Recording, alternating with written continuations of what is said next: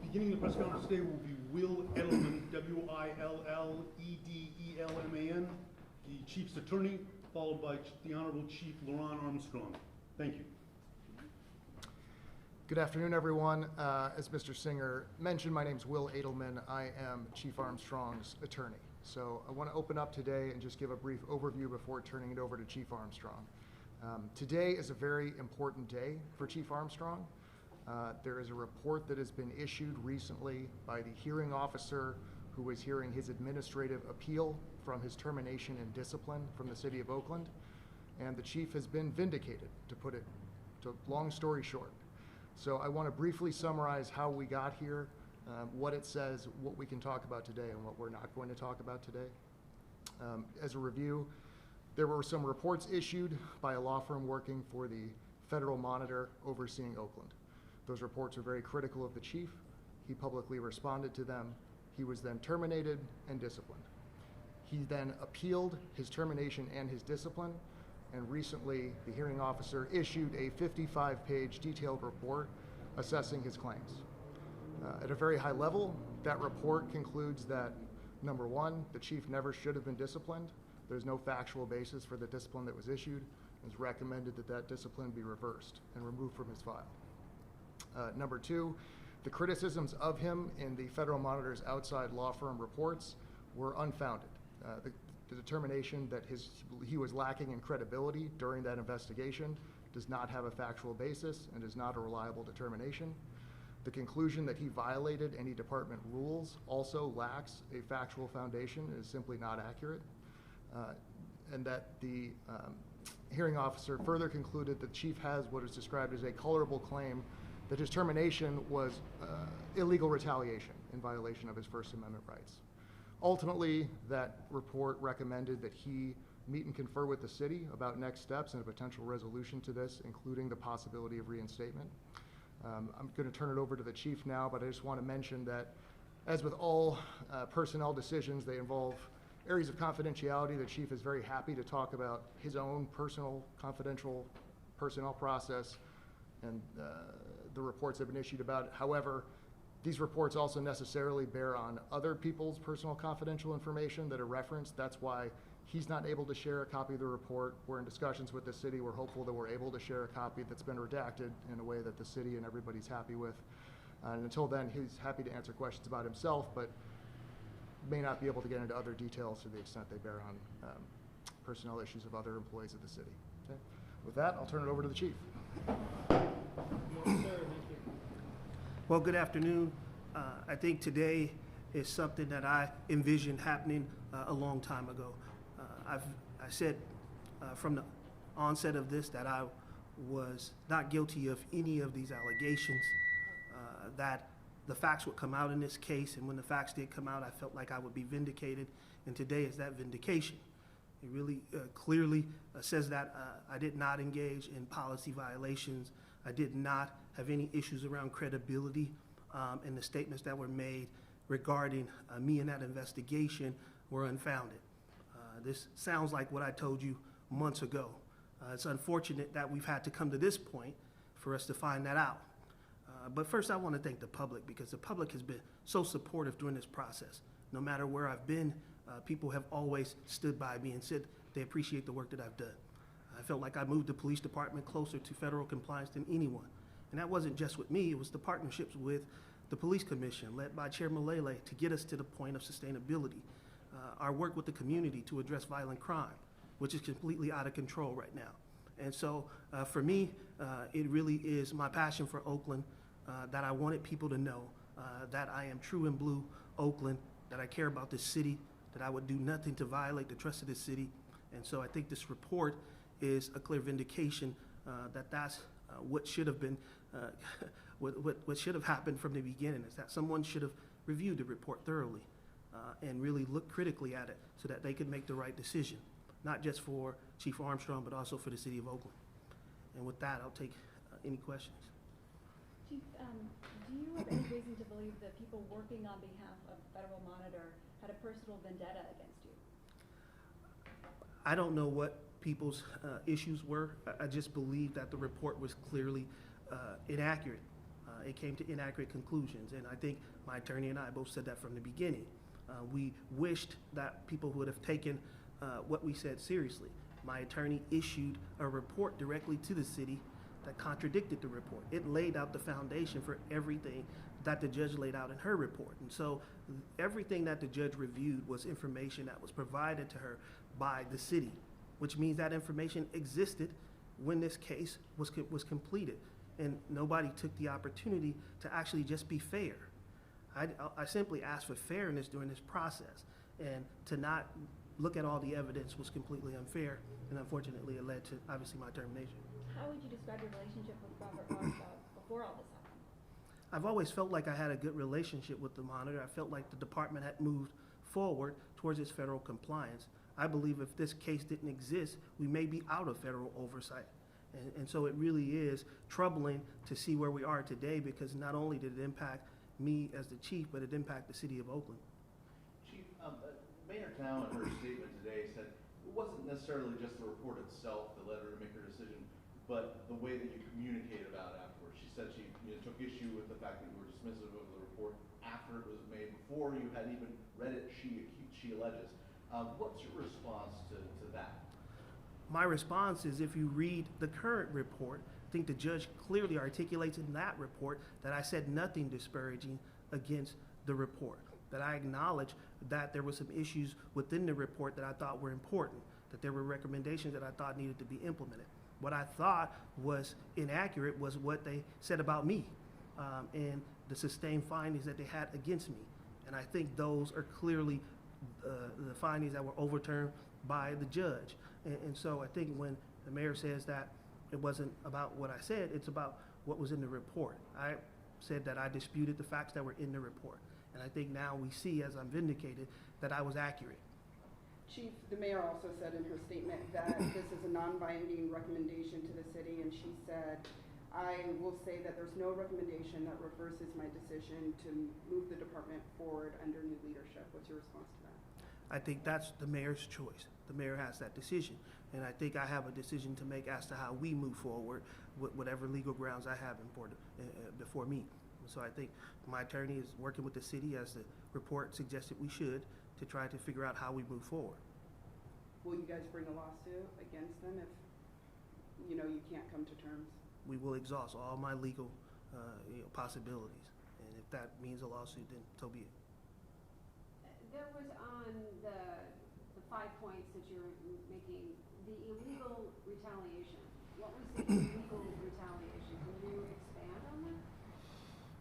Yes, the chief's theory, which was laid out in his administrative claim and his appeal, is just that he spoke out. The speech that he made was protected speech. He was talking about matters of public interest, like corruption by the monitor and waste of city resources, and that he was retaliated against and terminated for that. And so that can be basically, if the chief was terminated because he spoke out in a way that's protected, that is illegal retaliation. There's various legal theories of why that's the case, but that was a theory he put forward, and the hearing officer said that at least one of those theories was plausible, or the phrase she used was colorable. Okay, but that wasn't part of the 55-page report. That is part of the 55-page report. In the hearing officer says that there was retaliation by the city against Chief Armstrong. The hearing officer, I don't want to misstate it. She said that the chief's theory that he was illegally retaliated against, he had presented a colorable claim that that's true. So she didn't agree or disagree, but she said it's strong enough to be plausible. I understand there's been a statement that's since been released, but if the mayor were to call you today and ask you to reassume your role as chief, would you? I think everything is on the table. I think, I'd be open to have discussions about what next steps are. But that phone call hasn't happened, and so I don't deal with what ifs. My attorney, like he said, has reached out to the city to see what discussions they want to have, and then we'll go from there. The NAACP has been a strong supporter of you throughout this whole process. Today even, they said that you need to be reinstated. And they also blame crime for increasing because you're no longer there. How do you feel about what's going on in the city right now since you've left? Well, I feel horrible about what I see happening in the city. I live in the city. My family faces the same fears that every other resident in the city of Oakland face. And so it really is concerning. And, I believe when I was chief, I think we had a plan to try to address some of these things. And I know that, you know, the leadership team in place is trying to do everything they can to combat crime, but I think at this point, it is something that is concerning for all residents of Oakland, including me. And so it's unfortunate that crime has went in the direction that it's went, but I can't contribute it to one thing or another. Chief, we keep fighting. So as opposed to just going away and being quiet and so forth like that, why do you keep fighting? Why do you have a public news conference right now? Why do this? What is so important about it? I think the people of Oakland deserve the truth. I think the people of Oakland deserves to know that the son of the city did not violate them, did not undermine their trust, that I am who I said I was, committed to the city of Oakland, someone who was doing the job the right way. And regardless of the mayor's decision, I felt like my reputation was important to restore. And I think today is that moment to restore my reputation so that the public knows that I've been vindicated of all of these allegations that were levied against me. There has been a lot of people who have spoken out about things related to my investigation, and I think that wasn't fair, the way in which they went out and made statements. And so I think today was for me about clearing the record and just letting the public know what the truth really is. And so we'll see what happens moving forward, but I think this is it for in terms of talking about this, unless something different happens in the future. Chief, the report, does go on quite a bit, substantiating some of the ideas that you put forward earlier, but it does also say that Warshaw is not necessarily, around your claims of taking bribes, lining his pockets, that kind of idea, it didn't take aim at that. Do you want to respond to that concept? She did pretty definitively shoot that down. Well, I don't consider it definitively to be shot down. I think her statement was clear that she was unable to take in evidence and statements to confirm that information. So I think she just allowed that to say, I don't have anything to support those allegations.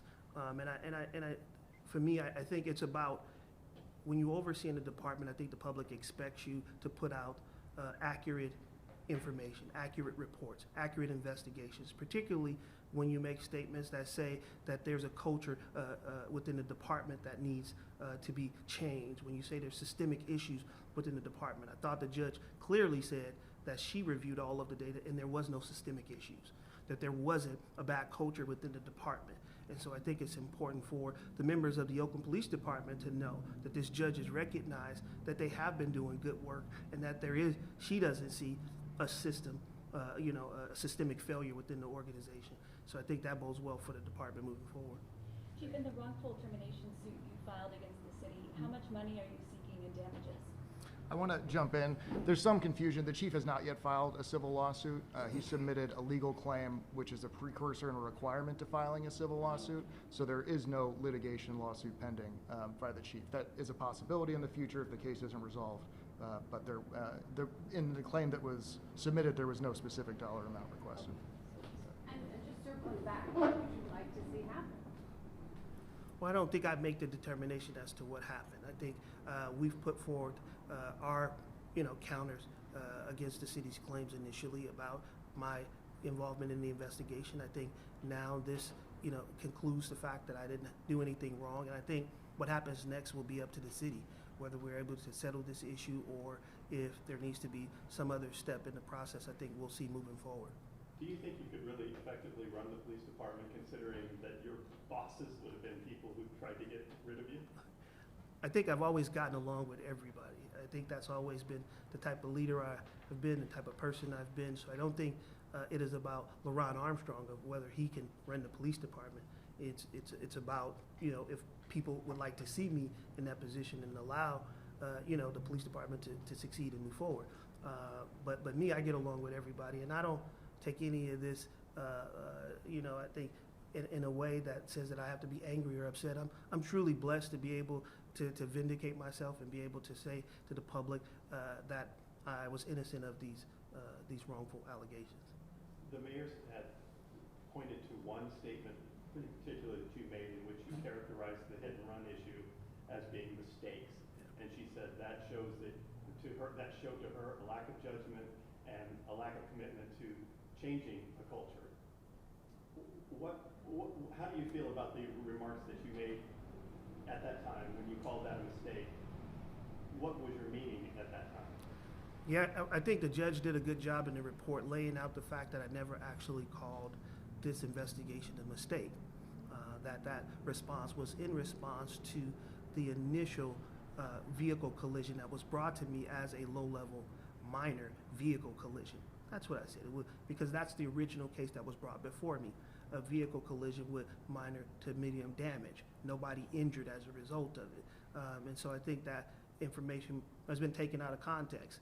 And I think, you know, people take things out of context for whatever reason they decide to, but I believe that statement was taken out of context. And then, you know, it's difficult to accept the fact that there's a whole investigation and not a 57-page report that has been issued, and I think we're using just that one statement taken out of context to describe a reason to fire a successful chief of police. Makes no sense to me. What's your reaction to the recent revelation that OPD did not timely file an application to receive grant money to help fight crime? I mean, things happen. I don't know enough about that. That's Yeah. really, he's not the chief, Yeah. so you didn't have any chance Yeah. to. Okay, I'm just curious, Yeah, I don't- given your tenure. Yeah, I'm not. Thoughts on that? I don't have any thoughts because, you know, obviously there's a lot of things that happen sometimes that contribute to why these things happen. It's just unfortunate. All right, let's wrap it up. Any last questions? All right, let's call it a wrap. Chief, Will, thank you very much. If there's any other questions,